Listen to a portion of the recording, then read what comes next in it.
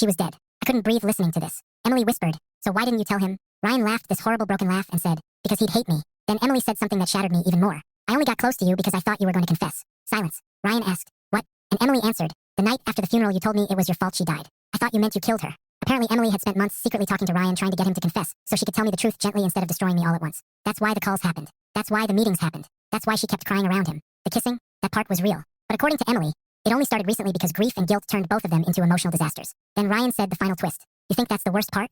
Emily looked confused. Ryan started crying again and said, "He's not even my brother. I swear my brain stopped functioning. Because technically, he was right. Same father, different mother, but not legally, not emotionally, not anymore." I must have made a noise because suddenly both of them looked toward the dining room. Ryan saw me first. I crawled out from under the table like some traumatized raccoon and just stared at them. Nobody spoke. Then Emily whispered, "How long have you been there?" And I said, "Long enough to know I ruined Christmas dessert for absolutely everybody," which somehow made all three of us laugh. Not happy laughter. The kind where your brain breaks and laughter is the only thing stopping you from screaming. That night ended with my entire family finding out everything. The affair. The secret son. My mother knowing for years. Ryan collapsing on the kitchen floor apologizing over and over. And me learning the two people I hated most in the world were somehow both guilty and innocent at the same time. Emily and I separated for a while after that. Not because of the emotional affair. Because neither of us even knew what reality was anymore. Ryan moved out of state. I haven't seen him in almost 2 years. But here's the part that still keeps me awake at night.